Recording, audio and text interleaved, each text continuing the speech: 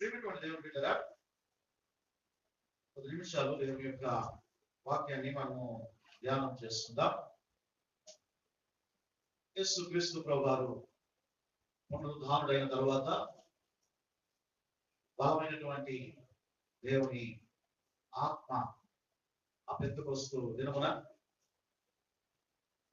వారు నిలిచినటువంటి మేనగదిలోనికి బలముగా దిగి వచ్చినప్పుడు అపోస్తులు అనబడినటువంటి వారు, అలాగే దేవుని యొక్క నామమును అంగీకరించి విశ్వసించినటువంటి వారి మీద కూడా దేవుని బలమైనటువంటి ఆత్మ దిగి వచ్చినప్పుడు వారు భూదిగంతముల వరకు కూడా నమ్మకమైనటువంటి గొప్ప సాక్షులుగా దేవుని పరిచర్య చేసి ప్రభు కొరకు తమ ప్రాణాలను సైతము లెక్క చేయకుండా దేవుని ప్రకటించినటువంటి ఆ యొక్క అపోస్తులైతే కానివ్వండి, దేవుని యొక్క శిష్యులైతే కానివ్వండి, విశ్వాసులైతే కానివ్వండి, దేవుని కొరకు ప్రాణములను సైతము లెక్క చేయకుండా దేవుని కొరకు వారు జీవించారు. ప్రియమైనటువంటి దేవుని బిడ్డలారా, అటువంటి వారిలో యేసుక్రీస్తు ప్రభువారి నిమిత్తము మొట్టమొదటిగా హతసాక్షి అయినటువంటి స్టెఫనును బట్టి మనం దేవునికి స్తోత్రాలు చెల్లించాలి. హల్లెలూయా. పునరుద్ధానుడైన తర్వాత యేసే రక్షకుడు, యేసే నిజదేవుడు, యేసుక్రీస్తు ప్రభువారి ద్వారా మాత్రమే పాప క్షమాపణ, యేసుక్రీస్తు ప్రభువారి మాత్రమే నిత్య జీవానికి మార్గము అని చెప్పి ఎవరికి భయపడకుండా, ఎవరిని కూడా భయపడకుండా ధైర్యముగా దేవుని సువార్త ప్రకటించి భావించినటువంటి జ్ఞానము చొప్పున నడిచినటువంటి వాడు స్టెఫను అనేటువంటి విషయాన్ని మనం జ్ఞాపకం చేసుకోవాలి. ప్రియమైనటువంటి దేవుని బిడ్డలారా, ఈ స్టెఫను గురించి మరి 10 నిమిషాలు మనము దేవుని వాక్యాన్ని మనం ధ్యానం చేసుకుంటే అపోస్తుల కార్యములు 6వ అధ్యాయము 7వ అధ్యాయాల్లో ఈ స్టెఫను గురించినటువంటి విషయాలు మనకు కనబడతాయి. అపోస్తుల కార్యములు 6వ అధ్యాయము 7వ అధ్యాయం. కాబట్టి మీరు వీలు చేసుకుంటే ఒకసారి ఇంకా ఇంటికి క్షుణ్ణంగా చదవండి. 6-7 అధ్యాయాలు చదివితే స్టెఫను జీవితం గురించి మనకి ఇక్కడ చాలా క్షుణ్ణంగా అక్కడ మనకి రాయబడుతున్నది. ప్రియమైనటువంటి దేవుని బిడ్డలారా, ఈ 6వ అధ్యాయం 7వ అధ్యాయంలో కూడా ఈ స్టెఫను గురించినటువంటి విషయాలు రాయబడుతున్నాయి. ముఖ్యంగా 6వ అధ్యాయాన్ని మనం జ్ఞాపకం చేసుకుంటే ఆ దినములలో శిష్యుల సంఖ్య విస్తరించుచున్నప్పుడు అనుదిన పరిచర్యలో తమలోని విధవరాలను చిన్న చూపు చూచిరని హెబ్రీయుల మీద గ్రీకు భాష మాట్లాడు యూదులు సనిగిరి. దేవుని బిడ్డలారా, యూదులు అందరూ ఒకటే, కానీ యూదులలో భాషాపరమైనటువంటి వ్యతిరేకత అనేటువంటిది కలుగుతుంది. యూదులు అందరూ ఒకటే. కొంతమంది హీబ్రూ భాష మాట్లాడేటువంటి వారు, కొంతమంది గ్రీకు భాష మాట్లాడేటువంటి వారు. అయితే ఇక్కడ మనం గమనించినట్లయితే గ్రీకు భాష మాట్లాడేటువంటి యూదులు అక్కడ సనుగా సాగిరి. గ్రీకు భాష మాట్లాడే యూదులు ఎవరి మీద? హెబ్రీయుల మీద, హెబ్రీ భాష మాట్లాడేటువంటి వారి మీద. అంటే ఈ గ్రీకు వాళ్ళకి ఇప్పుడు కూడా కొద్దిగా వారికి తత్వవేత్తలమని, జ్ఞానము కలిగినటువంటి వారమని వారికి కాస్త చిన్న అహంకారం అనేటువంటిది వారికి ఎక్కువ. యూదులే కానీ గ్రీకు భాష వారికి వచ్చు అనేటువంటి వారు.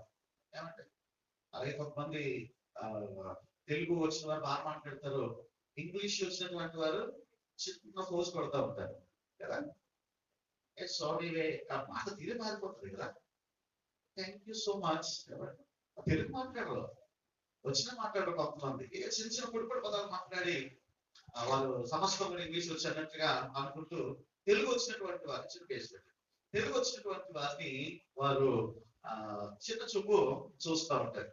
అందుకే కదా మీ పిల్లలందరినీ కూడా ఇంగ్లీష్ మీడియంలో చదివిస్తూ ఉన్నారు. కాబట్టి విన్నటువంటి దేవుని బిడ్డలారా, ఈ గ్రీకు వారు హెబ్రీయుల మీద ప్రేమ చూపినటువంటి వాళ్ళరా. ఇక గమనించినట్లయితే ఈ గ్రీకు భాష మాట్లాడేటువంటి వారు యూదులు హెబ్రీయుల మీద సనిగినటువంటి విషయాన్ని గమనించాలని ప్రభు పేరు మనం చేస్తున్నాను. అదే విధంగా వీరిలో కొంతమంది విధవరాలు ఉన్నారు. విధవరాండ్రులు, హెబ్రీయుల యొక్క విధవరాండ్రుని గ్రీకు భాష మాట్లాడేటువంటి యూదులు చిన్న చూపు చూస్తున్నారు. ఏం చేస్తున్నారట? చిన్న చూపు చూస్తున్నారు. వాటి కొద్దిగా హీనంగా చూస్తున్నారు. ఆ హీనంగా చూస్తున్నారు అనేటువంటి విషయము అపోస్తుల దగ్గరికి వచ్చింది. ఆ సమస్య ఎవరి దగ్గరికి వచ్చిందంటే అపోస్తుల దగ్గరికి వచ్చింది. అపోస్తుల దగ్గరికి వచ్చినప్పుడు ఈ సమస్యని పరిష్కరించాలి కాబట్టి ఈ అపోస్తులు అందరూ కలిసి ఈ సమస్యని, ఎందుకంటే విధవరాండ్రకు ఆ పరిసరిలో విధవరాండ్రకు ఆహారం పంచేటువంటి సమయంలో వారికి కావలసినటువంటి మరి వసతులు, అవసరతలు, వారికి కావలసినటువంటి ఆహారము సమకూర్చేటువంటి సమయంలో ప్రియమైనటువంటి దేవుని బిడ్డలారా, ఈ హెబ్రీయుల జాతికి చెందినటువంటి భాష వచ్చినటువంటి విధవరాండ్రకి చిన్నచూపు చూస్తున్నారనేటువంటి ఒక సమస్య అపోస్తుల పాదాలకు వచ్చినప్పుడు వారు ఏం చేస్తున్నారంటే ఒక సమస్యని పరిష్కరించడానికి వారు జాగ్రత్తగా ప్రయత్నం చేస్తూ వారు ఏం చేస్తారో తెలుసా, 7 వారు ఏర్పాటు చేశారు. 7 ఏర్పాటు చేసినప్పుడు ఈ 7 కూడా ఆ విధవరాండ్రను బట్టి వారు పరిచర్య చేయాలి.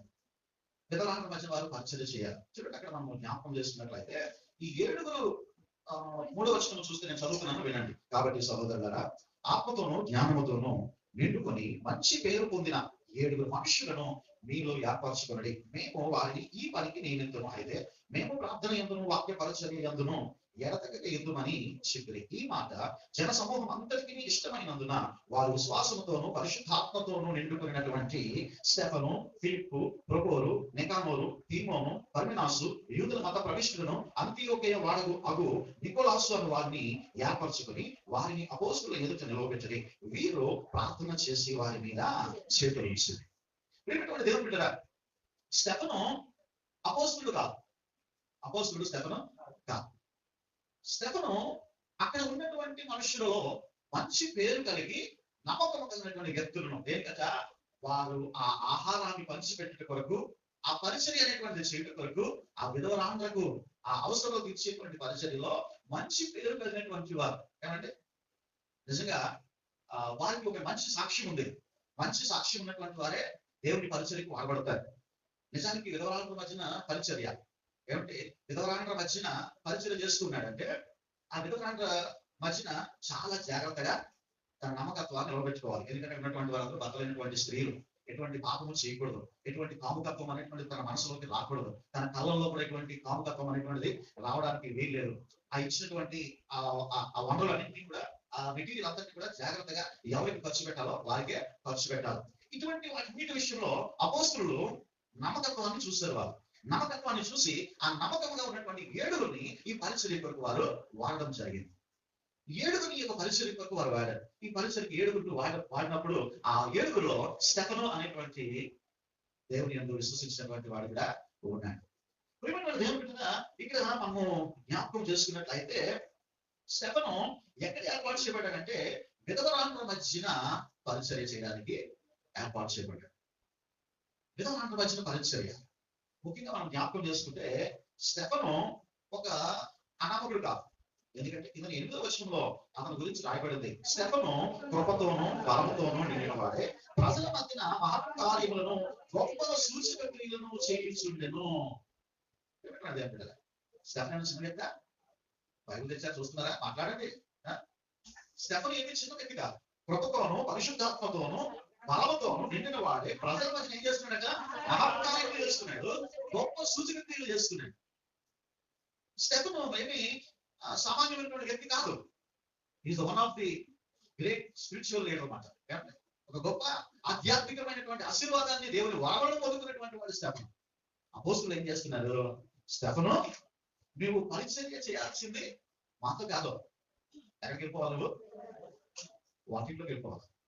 పరిచర్య చేస్తున్నటువంటి ఇంత గొప్ప కృప చేత, ఇంత గొప్ప ఆశీర్వాదం చేత, ఇంత గొప్ప దీవెన చేత దీవించబడినటువంటి స్టెఫన్ని అపోస్తులు అయినటువంటి వారు ఏం చేస్తూ ఉన్నారు, నువ్వు వెళ్ళి విధవరాల మధ్య పరిచయం చేయాలి. అక్కడ చూడండి, ఆ మాట మనం చూస్తే బైబిల్ దేశంలో తెరిచి మీరు గమనించినట్లయితే 6వ వచనము 3వ వచనం నేను చదువుతున్నాను, వినండి. కాబట్టి సహోదరుల ఆత్మతోనూ జ్ఞానంతోనూ నిండుకొని మంచి పేరు పొందిన 7 మనుషులు మీలో ఏర్పరచుకోండి. మేము వారిని ఈ పనికి నియమితం. అయితే మేము అంటే అపోస్తులు అనబడుతున్నటువంటి ఆ పేతురు, యోహాను, వీరు దేవుని శిష్యులు అనబడుతున్నటువంటి వారు, మేము ప్రార్థన యందును వాక్య పరిచర్య పరిచర్య ఎందును ఎడతెగక ఇందును మేము ఏం చేస్తామో ప్రార్థన చేస్తాము, మేము వాక్య పరిచర్య చేస్తాము, మేము సువార్త చేస్తాము. ఇదిగో మీరు వెళ్ళి ఈ 7 కూడా దేంతో నియమించబడ్డారంట? విధవరాంధ్రం వచ్చిన వారి అవసరం తీర్చడానికి, వారి ఆహారం సిద్ధపరచడానికి. జ్ఞాపకం చేస్తుంటే అంటే కిరాణాకి మార్కెట్కి పోయి సామాన్లన్నీ తేవడానికి, ఉల్లిపాయలు కట్ చేయడానికి,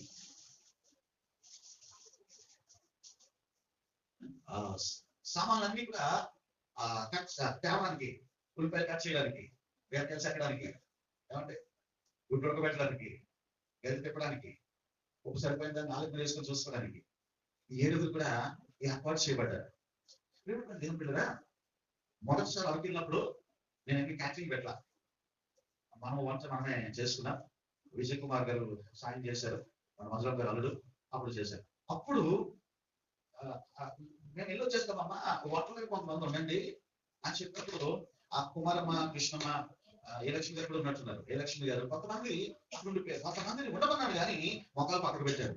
ఏమంటే మొక్కలు పక్కకు వీళ్ళంతా వెళ్ళి వచ్చేస్తారంట సువార్తకి, మమ్మల్ని ఇక్కడ వచ్చేస్తారంట. మేము పనికిరాను కదా, మేము పనికి మాలను కదా, మేము ఈ పని చేసుకుని ఉంటారు కదా. అలాగే వాళ్ళు తీసుకెళ్ళాం కదా ఒక గంట మీరు చేసి అక్కడి నుంచి వచ్చిన ఇద్దరు వాళ్ళు జాయిన్ చేసుకెళ్ళిపోతామన్నా.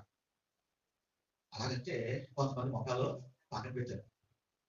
ఈ రోజుల్లో కూడా ఏమంటే వాక్యం చెప్పడం అంటే, మైక్ పట్టుకోవడం అంటే, స్టేజ్ మీద నిలబడడం అంటే ఎంతో ధన్యత అన్నట్టుగా భావిస్తూ ఉంటారు.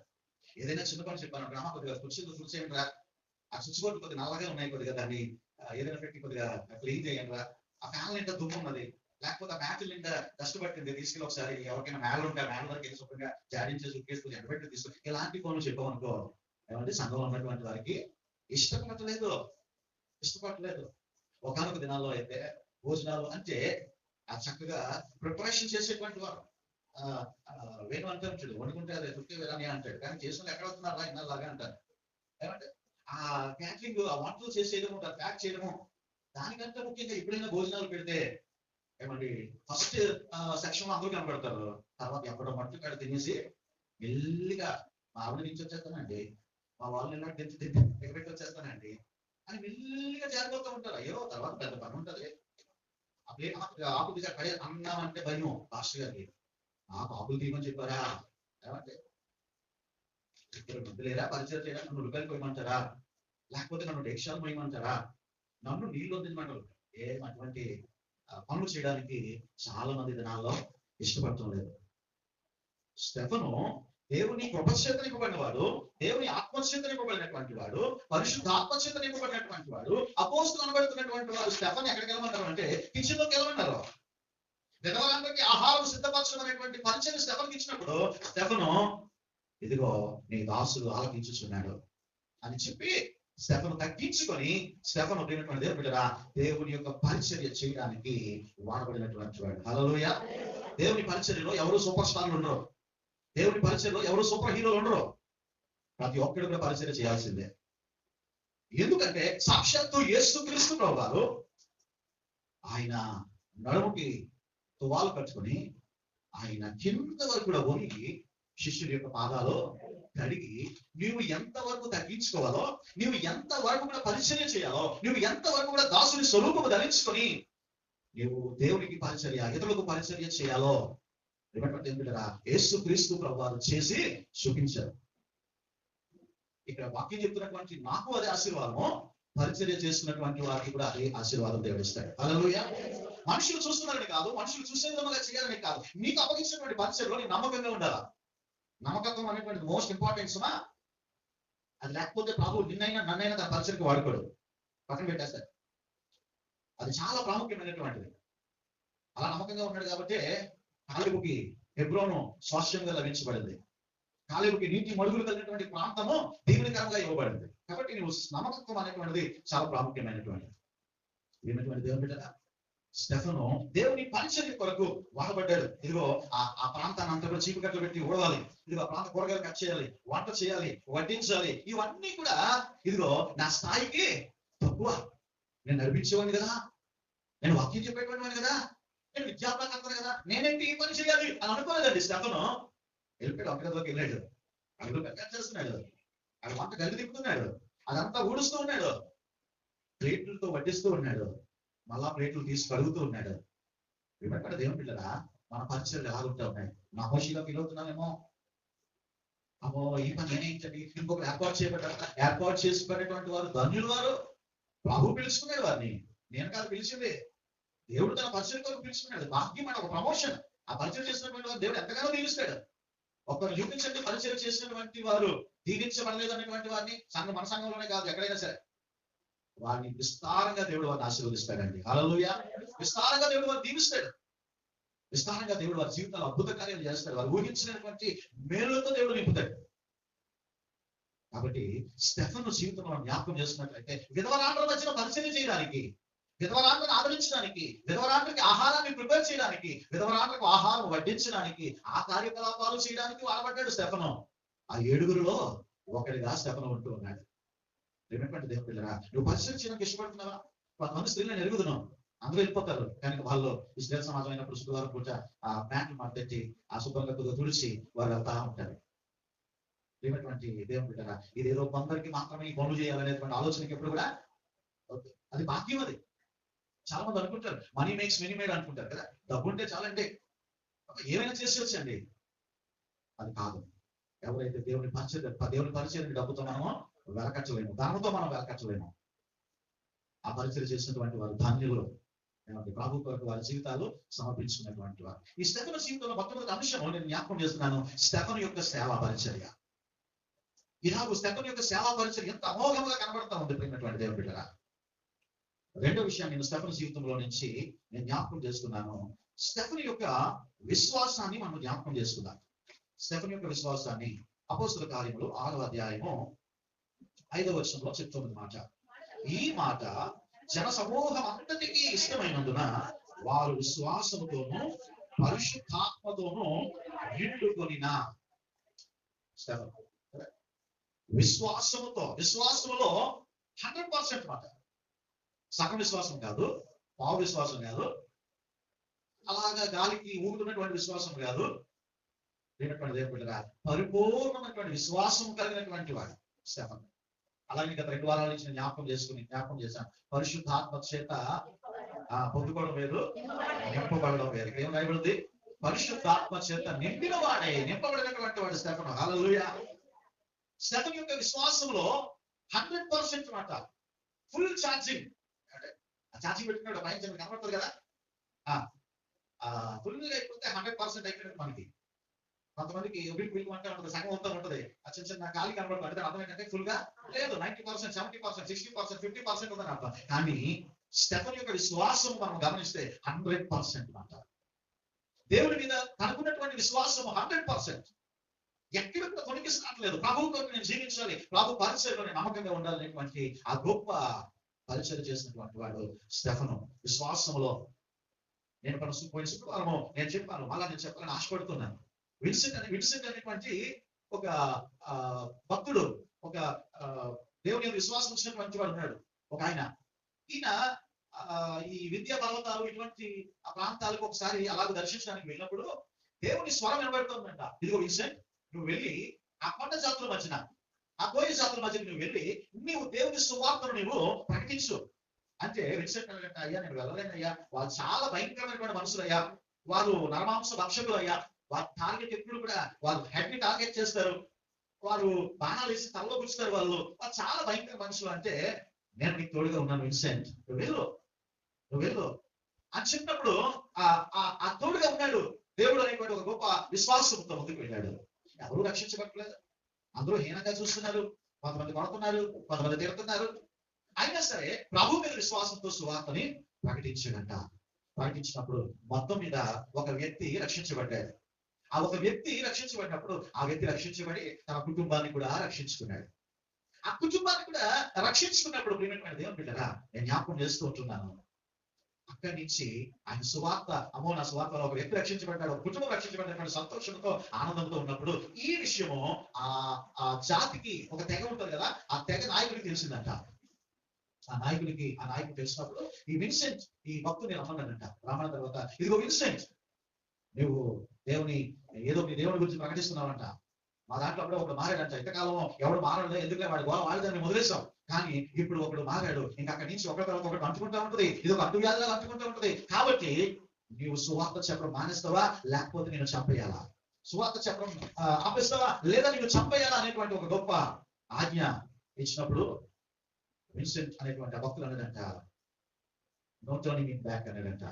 నేను వెనక్కి చూడను, నేను వెనక వైపు నేను చూడను, నేను నా ప్రభు వైపు చూస్తూ గురి యొద్దకి నేను పరిగెడతాననేటువంటి పౌలు మాటలు జ్ఞాపకం చేసుకుని ముందుకే సాగిపోయాడు. అయితే ఆ కిరాతకమైనటువంటి హృదయం కలిగినటువంటి ఆ తెగ నాయకుడు ఏం చేశాడంటే ఆ పిల్లల్ని తీసుకుని వచ్చి చంపేశాడంట. పిల్లలు తీసుకుని చంపేశాడు. యథార్థమైనటువంటి ఘటన ఇది జరిగినటువంటిదే.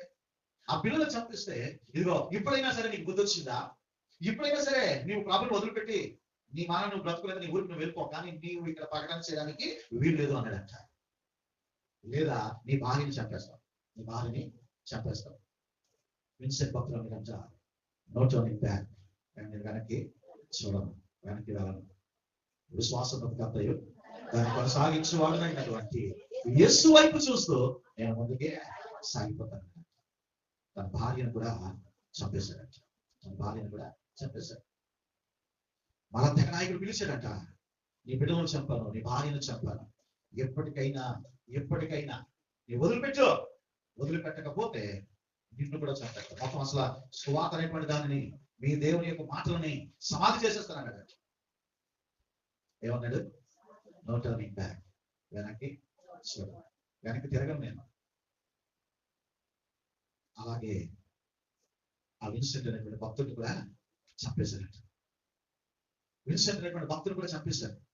చంపేసినప్పుడు ప్రియమైనటువంటి దేవుని పిల్లరా, అక్కడ ఉన్నటువంటి ఆ తెగ వారందరూ కూడా, ఆ జాతి వారందరూ కూడా అప్పుడు ఒక్కసారిగా వారిలో ఉజ్జీవం రగులుకుంది.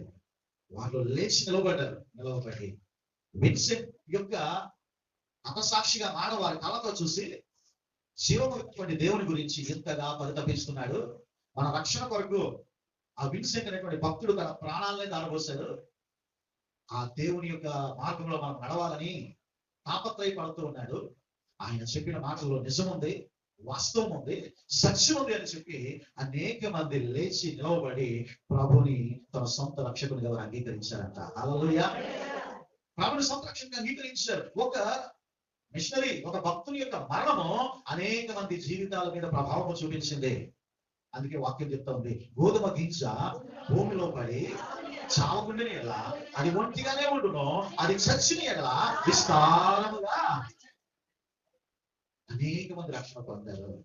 వారికి ఎన్నో అడ్డులు ఆటంకాలు వచ్చాయి. అనేక మంది అనేక విధాలుగా వారు అంటున్నప్పటికీ కూడా వారు ఒక పాట పాడారు. ఈ పాట మీలో కొంతమంది యవనస్తులు కూడా తెలుసుండాలా. I have decided to follow Jesus. I have decided to follow Jesus. I have decided to follow Jesus. No turning back, no turning back, no turning back, no turning back. అప్పుడు పుట్టింది పాట. ఈ కథ అంటే రియల్ స్టోరీ 1904 సంవత్సరంలో జరిగితే ఇప్పుడు 2025 సంవత్సరం ఇంచుమించు 100 సంవత్సరాలు పైబడి గడిచిపోయింది. కానీ ఇప్పటికీ కూడా ఆ పాట మన చెవుల్లో వినబడుతూనే ఉంటది. సండే స్కూల్ పిల్లలకు నేర్పించండి అమ్మా, ఐ హావ్ డిసైడెడ్. యూత్ పిల్లలకు నేర్పించండి, దీని వెనకాల ఇంత చరిత్ర ఉందని చెప్పండి. విన్నటువంటి దేవుని పిల్లల, ఒక గొప్ప విశ్వాసిగా దేవుని కొరకు హతసాక్షి అయ్యాడు విన్సెంట్ అనేటువంటి భక్తుడు. ఈ రోజు ప్రియమైనటువంటి దేవుని పిల్లల, స్టెఫను కూడా నా దేవుని కొరకు నేను చనిపోయినా పర్వాలేదు, నా దేవుని కొరకు నేను ఏమైపోయినా పర్వాలేదు, నా దేవుని కొరకు నేను చచ్చిపోయినా పర్వాలేదు, ఆయన పరిచర్యలోనే నేను కొనసాగుతాను, ఆయన సేవలోనే నేను కొనసాగుతాను, ఆయన మార్గంలో నేను కొనసాగుతాను. ఏమున్నా ఏమి లేకపోయినా ప్రభు మహిమాత్మగా జీవిస్తానని ఒక గొప్ప విశ్వాసంతో ప్రభుని వెంబడిస్తున్నటువంటి వాడు స్టెఫను. హల్లెలూయా! చాలిన దేవుడవు యేసు, చాలిన దేవుడ నీవు, చాలిన దేవుడవు యేసు, చాలిన దేవుడ నీవు. వ్యాధివాద సమయములో కష్టసుడుల తరంగములో, వ్యాధివాద సమయములో కష్టసుడుల తరంగములో, ఏమున్నా ఏమున్నా ఏమున్నా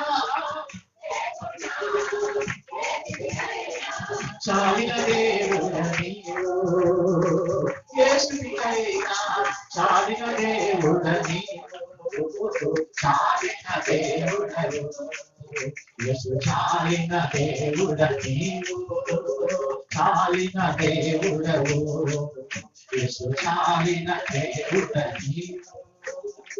హల్లెలూయా. మొదటిగా స్టెఫను యొక్క పరిచర్య, స్టెఫను యొక్క సేవ, స్టెఫను యొక్క అంకిత భావము, స్టెఫను యొక్క తగ్గింపు జీవితము, అన్ని విషయాలు మనం ధ్యానం చేస్తాం. రెండవదిగా స్టెఫను యొక్క విశ్వాసాన్ని మనం చూస్తున్నాం. స్టెఫను యొక్క పరిశుద్ధాత్మ నిపుణుల కొరకు మనం చూస్తున్నాం. ప్రియమైనటువంటి దేవుని బిడ్డల, మూడో విషయాన్ని నేను జ్ఞాపకం చేస్తున్నాను. స్టెఫను యొక్క ధైర్యం గురించి మనం మాట్లాడుతున్నాం. స్టెఫను యొక్క ధైర్యం గురించి. నిజంగా ఎవరైతే విశ్వాసం అనేటువంటిది పరిపూర్ణంగా ఉంటుందో వారు ధైర్యంగా ప్రభువును ప్రకటిస్తారు. హల్లెలూయా. విశ్వాసం ఎవరి హృదయంలో అయితే సగం ఉంటుందో, విశ్వాసం ఎవరి హృదయంలో అయితే 30% ఉంటుందో వారు దేవుని ప్రకటించడానికి భయపడతారు. దేవుని ప్రకటించడానికి వారు సిగ్గుపడతారు. ఏమంటే వాళ్ళకి బైబిల్ పట్టుకొని రావడం అంటే భయం. ఏమంటే దేవుని నామంలో నలుగురిలో స్నేహితుల మధ్యన ప్రార్థన చేయాలంటే భయం. ఫ్రెండ్స్ తో ఉంటారు, ఫ్రెండ్స్ తో యొక్క పార్టీలో పాల్గొంటారు, ఆ బర్త్డే పార్టీలో ఏదో పార్టీలో పాల్గొంటారు. పాల్గొన్నప్పుడు అక్కడ ప్రార్థన చేయాలంటే వారికి భయం. అమ్మో నేను ఎక్కడ క్రిస్టియన్ అనుకుంటాడో, అప్పుడు చాలా గొప్పగా నేరం చేస్తాడేమో, వీడు చాలా గొప్ప విశ్వాసరా బాబు మరీ ఎక్కువ అని చెప్పి హేళన చేస్తే చేయండి. ప్రభు ఏమన్నాడు, నా నిమిత్తం జనులు మిమ్మల్ని హింసించి నిందించి మీ మీద అబద్ధపు మాటల్లో పలికినప్పుడు మీరు అందులో పర్లోకంలో మీ పవన్ ఏమైపోతుందా, సెకండ్ స్లాబ్ వేసేస్తాడు మన పర్లోకంలో. మీకు ఏమేం చేస్తాడు మాట్లాడరే, సెకండ్ స్లాబ్ వేసేస్తాడు అనమాట. నీ ఇంట్లో పర్లోకం నీ గృహం ఉంది కదా, ఉందా లేదా? ఇక్కడ ఉందా లేకపోయినా నో ప్రాబ్లం. ఇక్కడ ఈ గృహాలు పడ్డాం కదా, అక్కడ ఉందా లేదా అది చూసుకోండి.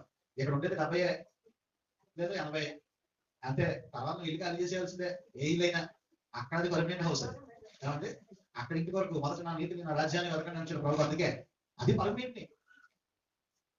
అప్పుడే మనకి 40 వెళ్ళిపోయి ఇంకొంచెం మహా అయితే 30-40 అయితే నా జీవితం గడిచిపోయింది, సగం గొప్ప కలిగిపోయింది కదా. ఇంకా మనకి పరలోకంలో ఇల్లు ఉందో లేదో మనం పర్మనెంట్ గా మనం చెప్పకపోతే ఎలా? ఏమిటువంటి దేవుని బిడ్డ నేను జ్ఞాపకం చేస్తూ ఉంటున్నాను.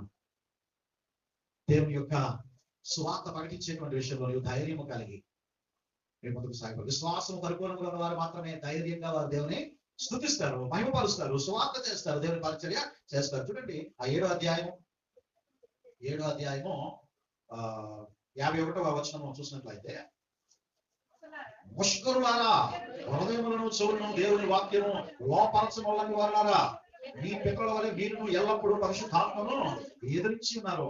మీ పితరుల ప్రవర్తనలో ఎవరిని హింసించండి, ఆ నీతిమంతుని రాకను గురించి ముందు తెలిపిన వారిని చంపిరి, ఆయనను మీరు ఇప్పుడు అప్పగించి హత్య చేసిన వారైతే దేవదూతల ద్వారా నియమింపబడిన ధర్మశాస్త్రం మీరు పొందితిరి కానీ దానిని గైకొనలేదని చెప్పాను. స్టెఫను యొక్క ధైర్యంతో కూడినటువంటి మాటలు చూడండి.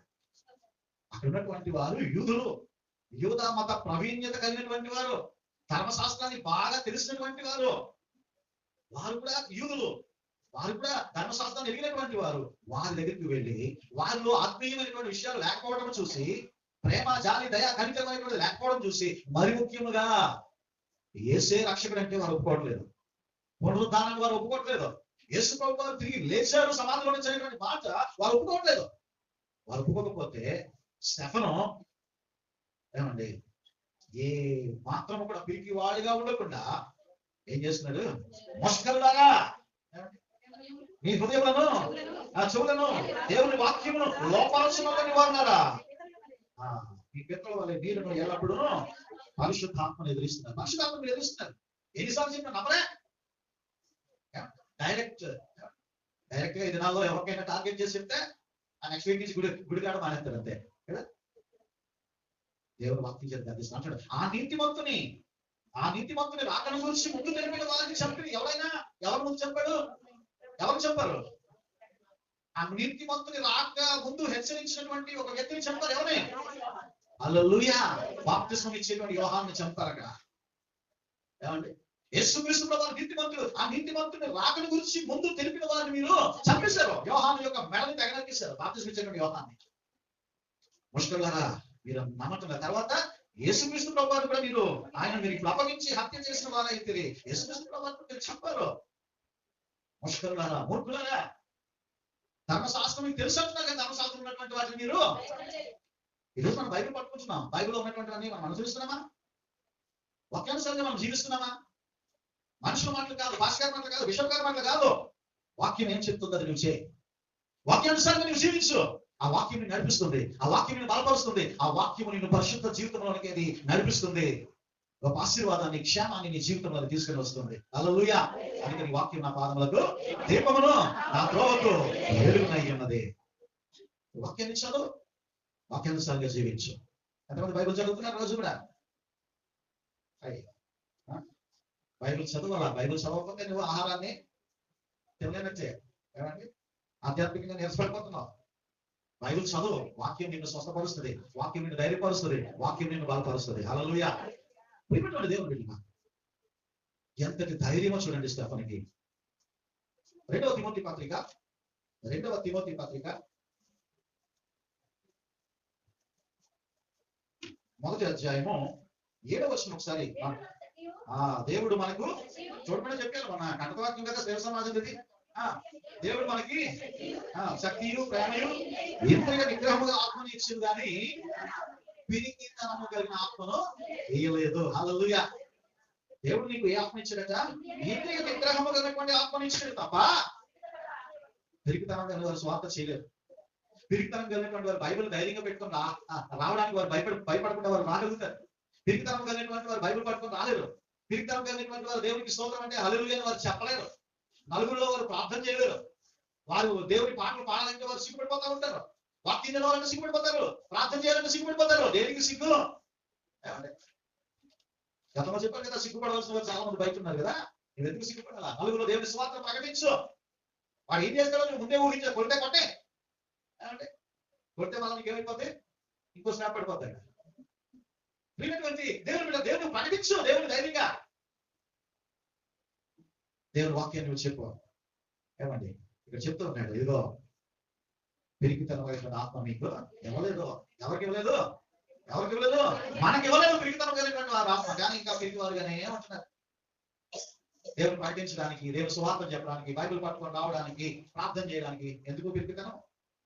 స్టెఫను ధైర్యము కలిగి, ముష్కరులారా, నీతిమంతుని గురించి చెప్పినటువంటి వారిని ముందు చెప్తారు, ఆ తర్వాత నీతిమంతుని చెప్తారు. మీరు నరహంతులుగా మీరు మారిపోయారు. మీ బుద్ధి మార్చుకోండి, మీ మనసు మార్చుకోండి, మీ జీవితాలు మార్చుకోండి అని చెప్పి ధైర్యంగా సువార్తను ప్రకటిస్తున్నటువంటి వాడు స్టెఫను యొక్క సేవ పరిచర్య. ఆ వంటగదిలోకి వెళ్ళి వంటలు ఉండమంటే ఉండేదండి. రేట్లు తీయమంటే తీసాడు, గది తిప్పమంటే తిప్పాడు, విధవరాంబట్టి వడ్డించమంటే వడ్డించాడు. పరిచర్య కలిగినటువంటి భారం కలిగినటువంటి వాడు స్టెఫను. రెండవదిగా స్టెఫను గొప్ప విశ్వాసము యోగుడు. మూడవదిగా స్టెఫను గొప్ప ధైర్యము కలిగినటువంటి వాడు. 6వ అధ్యాయం 3వ వచనం చూడండి ఒకసారి. కాబట్టి సహోదరులారా, జ్ఞానముతోను ఆత్మతోను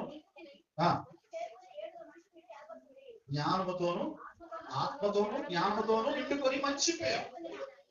స్టెఫను మంచి జ్ఞానవంతుడు. 4వదిగా మనం జ్ఞాపకం చేసుకున్నట్లయితే స్టెఫను జ్ఞానవంతుడు అనేటువంటి విషయాన్ని గమనించాం. అపరిమితమైనటువంటి జ్ఞానము కలిగినటువంటి వాడు. ముఖ్యంగా ఈ యొక్క గ్రీకులకు గొప్ప అహంకారభూతమైనటువంటి ఆలోచనలు ఎక్కువగా ఉంటాయి. ఎందుకంటే వీరిలో నుంచే గొప్ప శాస్త్రవేత్తలు అరిస్టాటిల్, అలానే ప్లేటో, సోక్రటీస్, వీళ్ళందరూ కూడా గొప్ప గ్రీకు తత్వవేత్తలే. ఆ గ్రీకు వారు చాలా జ్ఞానవంతులు అన్నమాట. వారికి జ్ఞానాన్ని సముపార్జన చేసుకున్నటువంటి వారు ఎక్కువగా ఈ తత్వవేత్తలు అందరూ కూడా గ్రీకులోంచే పుడతా ఉంటారు. ప్రియమైనటువంటి దేవుని బిడ్డలారా, దేవుడి యొక్క దాసునిగా స్టెఫను వాటన్నిటిని కూడా పక్కన పెట్టాడు. లోకానికి మించినటువంటి జ్ఞానము నా దేవుని దగ్గరే దొరుకుతుంది, ఆయన వాక్యమే నాకు జ్ఞానము, ఆయన వాక్యానుసారముగా జీవిస్తాననేటువంటి ఒక దృఢ నిశ్చయతతో కొనసాగినటువంటి వాడు స్టెఫను. స్టెఫన్లో ఏ విధమైనటువంటి అహంకారం లేదు, స్టెఫన్లో ఏ విధమైనటువంటి గొప్పతనం అనేటువంటిది లేదు. తగ్గింపు జీవితం కనబడతా ఉంది. ఈ రోజు ప్రియమైనటువంటి దేవుని బిడ్డగా జ్ఞానము కలిగినటువంటి వాడు స్టెఫను మామూలు వ్యక్తి కాదు. ఈరోజు నీవు కూడా జ్ఞానము కలిగి జీవించాలి. ఏ జ్ఞానం అంటే లోక సంబంధమైనటువంటి జ్ఞానము కాదు, దైవిక సంబంధమైనటువంటి జ్ఞానం. ఈరోజు చాలా మంది ఈ స్టేజ్ లో ఉండడానికి యవన బిడ్డలు ఎంతో కష్టపడ్డారు. యవన బిడ్డలు ఎంతో కష్టపడ్డారు. ఎంత బుక్స్ వాళ్ళకి కదా, ఎంత బుక్స్ చదువుకున్న వాళ్ళు వచ్చారు. ఎన్ని పుస్తకాలు మోసుకున్న వాళ్ళు అక్కడ తిరిగి ఇక్కడ తిరిగి ఆ ఎగ్జామ్ రాసి ఈ ఎగ్జామ్ రాసి మొత్తం మీద వాళ్ళు ఈ స్టేజ్ లో ఉన్నారంటే ఎన్నో పెద్ద పెద్ద గ్రంథాలు పెద్ద పెద్ద పుస్తకాలు వాళ్ళు చదివి ఉంటారు. అలా చదివినటువంటి వారిని చూడకుండా ఒక అధ్యాయం చెప్పాలంటే వాక్యాన్ని పిలిచి, నాన్న నీకు వచ్చిన ఒక అధ్యాయం చెప్పరా అని అడగండి. చెప్తే దేవునికి స్తోత్రం. మీ పిల్లలు ఒలివ మొక్కలే, మీ పిల్లలు ఒలివ మొక్కలే.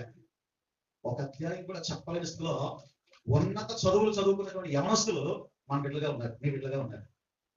నిజమా కదా? వాళ్ళు ఒప్పుకోరని చెప్తారు. చెప్తే దేవునికి స్తోత్రం. ఒకసారి పిలిచాను కదా, ఒక అధ్యాయం చెప్పినా, ఒక అధ్యాయము చూడకుండా చెప్పరా. లోక సంబంధమైనటువంటి జ్ఞానాన్ని చాలా అభ్యసించారు. కానీ దేవుడి యొక్క జ్ఞానం దగ్గరికి వచ్చినప్పటికీ, బిబ్లికల్ నాలెడ్జ్ దగ్గరికి వచ్చినప్పటికీ, వాక్యానుసారమైనటువంటి ఆత్మ జ్ఞానం దగ్గరికి వచ్చినప్పటికీ నథింగ్. ఏమిలే సంపాదించావా ఆత్మీయ జ్ఞానాన్ని? ప్రవీణ్ పగడాల డిబేట్లు చాలా బాగుంటాయండి, లేదా ఫలానా వారి ప్రసంగాలు చాలా బాగుంటాయండి, లోతులోకి వెళ్ళిపోతాడండి, ఆయన చాలా బాగా చెప్తాడండి. నీ పరిస్థితి ఏంటి? ఏమండి ఆయన చెప్తా ఉంటే నోరు లాగా ఎలబడతా ఉంటారు. ఏమన్నా ఒకసారి చెప్పాను కదా, ఎరుకోబడి ఎవరు కూర్చారో బాబు అంటే సండే స్కూల్ టీచరు ఏమన్నా దగ్గర నాకు ఏ పాపం తెలిసారు వీళ్ళు కూర్చుని ఉంటాడండి అన్నది. కొంతమందికి తెలియదు ఎరుకోబడి ఎవరు కూర్చారో తెలియదు, ఒక యెహోషువ హిస్టరీ తెలియదు, ఒక బైబిల్లో భక్తుడు వారి జీవితాలు కథలు తెలియదు, వారి జీవిత కాలం తెలియదు, వారి భక్తులు తెలియదు, వారు ఏం చేశారో తెలియదు, ఎస్తేరు యొక్క జీవితం గురించి తెలియదు, నెహమ్యా గురించి తెలియదు, ఎజ్రా గురించి తెలియదు, దావీదు గురించి తెలియదు. ఏమి లే, ఇదంతా కూడా ఏంటట? తెలియని భక్తి. అది నవ్వాలి కాబట్టి ఈరోజు ఏమంటారు దేవుని పిల్లరా, ఆత్మీయ జ్ఞానాన్ని మనం సంపాదించుకోవాలి. ఒక వాక్యం చూడండి, అపోస్తుల కార్యములు 17వ అధ్యాయం 17వ అధ్యాయము 30వ వచనం. కాదమ్మా, తప్పు చదవండి. చదవండి. అజ్ఞాన కాలమున, ఆ అజ్ఞాన కాలములను దేవుడు చూసి చూడనట్టుగా ఉండెను. ఎప్పుడైతే అందరూ మారు మనసు పొందవాలని మనుషులకు ఆజ్ఞాపిస్తున్నాడు. ఎందుకనగా తాను నియమించిన మనుషుని చేత నీతిని అనుసరించి భూలోకములకు తీర్పు తీర్చబోయాడు ఒక దినమును నిర్ణయించి ఉన్నాడు. మృతులలో నుండి ఆయన లేపినందుకు దీని నమ్ముటకు అందరికీ ఆధారము కలగజేసి ఉన్నాడు. హల్లెలూయా. ఆ అజ్ఞాన కాలమున, అజ్ఞానం అంటే జ్ఞానం, ఆ జ్ఞాన కాలమున అంటే పాప నిబంధనలు అంతా కూడా అప్పుడు ఇంకా ప్రభువారు రాలేదు, అప్పుడు ఇంకా పాప క్షమాపణ లేదు, అప్పుడు ఇంకా ప్రభువారు వారికి దొరకలేదు. వారి బలులతోనూ నైవేద్యాలతోనూ దూపాలతోనూ ఆయా కార్యకలాపాలతోనూ ఆచార వ్యవహారాలతోనూ ధర్మశాస్త్రములకు లోబడి వారి విధులను వారు నిర్వర్తిస్తూ వారు ఉండేటువంటి వారు. యేసు ప్రభువు కూడా చాలాసార్లు చెప్తారు కదా, ఏ మనుషుడైనా గుట్టలో పడిపోతే అది విశ్రాంతి దినం కాదని వాడు తీయకుండా మానేస్తామా, స్వస్థపరచడం చెప్పేసి ఏ జంతువు అయినా పడిపోతే దాన్ని తీయకుండా వదిలేస్తామా, విశ్రాంతి దినం కదా పర్లేదు వదిలేస్తామా, ఇలాంటి అన్ని కూడా ఆ అజ్ఞాన కాలమున కొన్ని తెలిసి తెలియనట్టుగా, కొన్ని ఇతరులు ప్రేమించకుండా ప్రభు దేవుడు ఒక విధంగా చెప్తే వీరు మరొక విధంగా ఆలోచన చేసి, యెహోవా దేవుడు ఒక విధంగా దాని గురించి చెప్తే మరొక విధంగా దాన్ని వారు ఆచరిస్తూ ఆ జ్ఞాన కాలమున. ఈరోజు మనం ఇంకా అజ్ఞానంగా ఉంటున్నామా, జ్ఞానవంతులుగా ఉంటున్నామా? ముహూర్తాలు చూస్తున్నామంటే నువ్వు అజ్ఞానం కలిగినటువంటి వాడివే, స్వప్నాలు చూస్తున్నామంటే నువ్వు అజ్ఞానం కలిగినటువంటి వాడివే, విధవరాలను ప్రేమించకుండా ముఖ్య స్థానంలో పెట్టకుండా వాళ్ళని ఇంకా చిన్న చూపు చూస్తుంటే నువ్వు ఇంకా అజ్ఞానవంతుడివే, ఇంకా పిల్లి వస్తుంది కదా అని చెప్పి ప్రయాణాన్ని మానుకుంటే అజ్ఞానవంతుడివే, మంగళవారం ప్రయాణం చేయను అనుకుంటే నువ్వు ఇంకా అజ్ఞానవంతుడివే, ఈసారి మిమ్మల్ని ఎటువంటి చెప్పి తిరుగుతా ఉంటే నువ్వు ఇంకా అజ్ఞానవంతుడివే, నీ పిల్లలు తీసుకొని తాబీలు కట్టిస్తున్నావంటే ఇంకా అజ్ఞానవంతుడివే, మళ్ళీ నీ పోష కడతానంటే నీ పిల్లలకి ఇంకా నువ్వు అజ్ఞానవంతుడివే. లేనటువంటి దేవుడు బిడ్డలారా, మంచి చెడు నువ్వు ఆలోచన చేస్తూ పితృ పారంపర్యమైనటువంటి వ్యర్థ ప్రవర్తన నువ్వు ఇంకా ఉన్నావంటే నువ్వు అజ్ఞానవంతుడే. అజ్ఞాన కాలం అన్నింటినీ కూడా యేసుక్రీస్తు ప్రభువు వారు ఏం చేస్తున్నాడండి? తీసివేస్తున్నాడు. హల్లెలూయా. ఎంత చక్కని మాట అండి. దేవుడు తాను నియమించిన మనుషుని చేత నీతిని అనుసరించి భూలోకములకు తీర్పు తీర్చబోయే ఒక దినమున, ఒక దినం రాబోతుందండి తీర్పు తీర్చడానికి.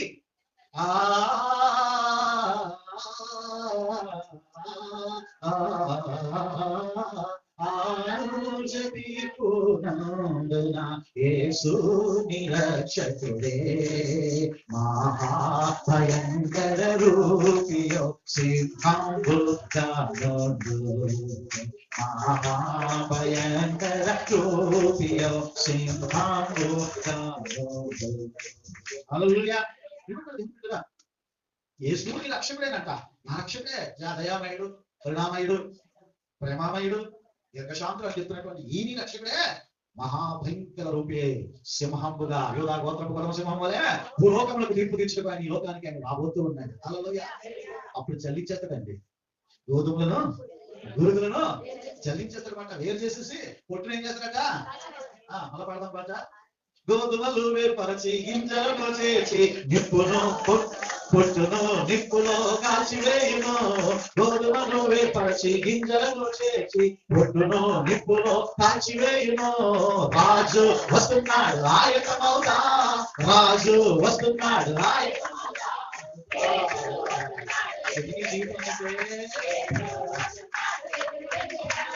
రాజు వస్తున్నాడు ఆయకమౌతా, రాజు వస్తున్నాడు ఆయకమౌతా. యేసు వస్తున్నాడు ఎదురు వెళ్ళగా, యేసు వస్తున్నాడు ఎదురు వెళ్ళగా. లోయలెల్లా కూర్చబడాలి, కొండలు కొండలు కదిలిపోవాలి, మార్గము సంక్రమవాలి, నాకు కొనుకోవాలి. లోయలెల్లా కూర్చబడాలి, కొండలు కొండలు కదిలిపోవాలి, మార్గము సంక్రమవాలి, నాకు కొనుకోవాలి. రాజు వస్తున్నాడు ఆయకమౌతా, రాజు వస్తున్నాడు ఆయకమౌతా. యేసు వస్తున్నాడు ఎదురు వెళ్ళగా, యేసు వస్తున్నాడు ఎదురు వెళ్ళగా. హల్లెలూయా. మీ పక్కన చూడండి, పక్కన చూడండి, పక్కన చూడండి ఒకసారి చూడండి. యేసు గారు చూడండి సార్ పక్కన చూసి పాడండి ఒకసారి. రాజు వస్తున్నాడు ఆయకమౌతా, యేసు వస్తున్నాడు ఎదురు వెళ్ళగా. రాజు వస్తున్నాడు చూడండి. రాజు వస్తున్నాడు ఆయకమౌతా, యేసు వస్తున్నాడు ఎదురు వెళ్ళగా. రాజు వస్తున్నాడు ఆయకమౌతా, యేసు వస్తున్నాడు ఎదురు వెళ్ళగా. హల్లెలూయా. చెప్తున్నాం పక్కతోటి అక్కడ చూడలేదంటే నువ్వు నేను పోతాను అర్థం మాట్లాడదు చూడలేను అందరూ కూడా. ఏమిటంటే దేవుడు బిడ్డరా, అజ్ఞాన కాలములన్నింటినీ కూడా ఆయన తీసేసి ఒక జ్ఞానాధారమైనటువంటి యేసయ్య లోకానికి వచ్చాడు. గొప్ప జ్ఞానంతో నింపబడినటువంటి వాడు ఆయన. ఈరోజు మనం ప్రభు యొక్క రాకడ కొరకు ఎదురు చూసే వారుగా ఉండాలి. చూడండి అపోస్తలుల కార్యములు 6వ అధ్యాయము చూసుకొని ముగించుకున్నాం. 6వ అధ్యాయము 11వ వచనం నుంచి మనము గమనిస్తే స్టెఫను మీద ఆ గొప్ప నేరారోపణ చేస్తూ ఉన్నారు. ఆ నేరారోపణ చేస్తున్నప్పుడు మీరు ఇంటికి వెళ్ళి ఆ అధ్యాయం చదవండి. స్టెఫను మోషేని జ్ఞాపకం చేస్తున్నాడు, అబ్రహాముని జ్ఞాపకం చేస్తున్నాడు, యోసేపుని జ్ఞాపకం చేస్తున్నాడు, ధర్మశాస్త్రాన్ని ప్రస్తావిస్తున్నాడు. 4 విషయాలు కూడా స్టెఫను వారి గురించి క్లియర్ కట్ గా వారికి అక్కడ ఎక్స్ప్లెయిన్ చేస్తున్నాడు. మీరు మోషే ధర్మశాస్త్రం అంటారు కదా, మోషే కన్నా గొప్పవాడని చెప్తున్నాడు కదా. అంటే మోషేని, అక్కడ అబ్రహాముని, ధర్మశాస్త్రాన్ని, యేసుని వీళ్ళందరూ కూడా జ్ఞాపకం చేస్తున్నాడు. అంటే అపరిమితమైనటువంటి జ్ఞానం కలిగినటువంటి వాడు స్టెఫను. హల్లెలూయా. కాబట్టి ప్రియమైనటువంటి దేవుని బిడ్డరా, ఇది నా స్టెఫను గురించి ఒక భాగాన్ని మనం నేర్చుకున్నాం కదా. రేపు వచ్చే వారికి ఇంకొక భాగాన్ని జ్ఞాపకం చేసుకున్నాం. స్టెఫను సేవ, పరిచర్య, విధవరాండ్ర మధ్యన పరిచర్య చేశాడు. వంటగదిలో పరిచర్య, ఉల్లిపాయలు కట్ చేశాడు, ప్లేట్లు అందించాడు, ప్లేట్లు కడిగాడు, వారందరికీ ఆహారాన్ని పెట్టాడు, వడ్డించాడు. అది చిన్నతనం ఎంచవా, ఇది నా దేవుని పరిచర్య అని ఆ పరిచర్య సిగ్గుపడకుండా చేశాడు. అయ్యో నన్ను ఏర్పాటు చేయలేదే, వాళ్ళ పోస్తులా, వాళ్ళే వాక్యం చెప్పాలా, వాళ్ళే ప్రార్థన చేయాలా, నేను కూడా రెడీ కదా, నేను కూడా వాక్యం చెప్పేస్తాను, నేను వెళ్ళిపోతాను, నేను కూడా సేవకి వెళ్ళిపోతాను అనేటువంటి ఒక అసూయ తత్వము స్టెఫనులో లేదు. ఆ మందం విడిచిపెట్టి వెళ్ళిపోలేదు స్టెఫన్. అక్కడ పోస్తులు ఈ పని అప్పచెప్పారు కాబట్టి నేను ఈ పని చేస్తాను. ఆ వంటగదిలో పరిచయం చేయమన్నారు, నేను అక్కడే చేస్తాను. వాళ్ళకి ఏది పరిచయం చేయాలి ఆ పరిచయం చేస్తాను. దేవుడు నాకు నిర్ణయించిన పని నేను ఎప్పుడు కూడా సిగ్గుగా ఎంచుకున్నాను చెప్పి ఒక గొప్ప పరిచర్య చేసినటువంటి వాడు స్టెఫను అండి. సిగ్గుపడలా, అసూయపడలా. ఒక పక్కన కృప ఉంది, పరిశుద్ధాత్మ నింపుదల ఉంది, అయినా సరే సిగ్గుపడలా. మరో విషయం మనం జ్ఞాపకం చేసుకుంటాం. స్టెఫను గొప్ప విశ్వాసం కలిగినటువంటి వాడు. విశ్వాసంలో 100% ప్రభు కొరకు ఎవరు ఏం చేసినా నేను ఆయన కొరకే జీవిస్తాను, ఆయనే పునరుద్ధానుడు, ఆయనే మెస్సయ్య, ఆయన రక్షకుడు అని పరిపూర్ణంగా నమ్మినటువంటి వాడు స్టెఫను. స్టెఫను గొప్ప ధైర్యం కలిగినటువంటి వాడు. ఉన్నతిగా వాక్యాన్ని బోధిస్తూ ఉన్నాడు. ఇదిగో ముష్కరులారా, మీరు ధర్మశాస్త్రానికి లోపడిపోయి హత్యలు చేశారు, ఆ నీతిమంతుని రాకముందు తిప్పినటువంటి బాప్తిస్మిచ్చి యోహాను చంపారు, తర్వాత నీతిమంతుని చంపారు అని చెప్పి వారిలో ఉన్నటువంటి లోపాన్ని ఎత్తి చూపించేస్తూ ఉన్నాడు డైరెక్ట్ గా. ఎంత ధైర్యమైనటువంటి సందేశాన్ని ఇస్తున్నాడు. నాలుగవదిగా స్టెఫను అపరిమితమైనటువంటి జ్ఞానము కలిగిన వాడు. ఏమండి ఆ యొక్క పితరులైనటువంటి మోషే, అబ్రహాము, ధర్మశాస్త్రం గురించి, యోసేపు గురించి ఇవన్నీ కూడా క్షుణ్ణంగా తెలుసు. నువ్వు ఒక తండ్రిగా, ఒక తల్లిగా నువ్వు అన్ని ముందు తెలుసుకోవాలండి. నువ్వు ముందు వాక్యం చదవాలా. రేపు నీ పిల్లలు ఏదైనా అడిగితే నువ్వు సమాధానం చెప్పే స్థితిలో ఉండాలా. బయట ఎవడైనా ఒక మాట అంటే నువ్వు సమాధానం చెప్పేటువంటి స్థితిలో నువ్వు ఉండాలా. వాక్యం నీకే తెలియకపోతే నువ్వు అన్యజనులకు ఏం బోధిస్తావు? నీ పిల్లలకి ఏం బోధిస్తావు? నీ పిల్లలకు నువ్వు ఏం చెప్తావు? కాబట్టి ఏదో ఊరంతా తిరిగినటువంటి స్టోరీలు కాకుండా ఆ బైబిల్ స్టోరీస్ వాళ్ళకి చెప్పగలుగుతూ ఉంటే, ఈ దినాల్లో ఈ టీవీలో కూడా వస్తూ ఉన్నాయి చక్కని స్టోరీస్ లాగా బైబిల్ స్టోరీస్ వస్తూ ఉన్నాయి. ఆ కార్టూన్ షోలు అది ఇది ఆ చెత్త ఈ చెత్త వాళ్ళు పెట్టుకునే కన్నా ఆ బైబిల్ స్టోరీ పెట్టి ఖాళీగా ఉంటే ఆ బైబిల్ స్టోరీ పెట్టి ఆన్ చేసి వెళ్ళిపో. యోసేపు యొక్క స్టోరీ, అలాగే ఈ నోవాహు యొక్క స్టోరీ, ఈ క్రియేషన్ గురించి వినటువంటి దేవుని పిల్లగా నువ్వు నేర్పించాలా. బైబిల్ జ్ఞానం నువ్వు నేర్చుకోవాలా, ఈ పిల్లలకు నేర్పించాలా. అప్పుడే నువ్వు బయటకు వెళ్ళి అన్ని జనాల మధ్య నువ్వు స్వార్థం చేయగలవు. కాబట్టి స్టెఫను వలె 4 విషయాలు హృదయంలో పెట్టుకుందాం. ఇతని యొక్క నామంలో మనం కూడా మార్గంలో ప్రయాణం చేసి ప్రభు శిష్యులుగా మనం ఉంటాం. మిగిలిన భాగాన్ని వచ్చే ఆదివారం మనం ధ్యానం చేసుకుందాం. దేవుడు తన పరిశుద్ధ వాక్యము దీవించి మన హృదయాల్లో ఫలింపు దయచేయను గాక. ఆమేన్.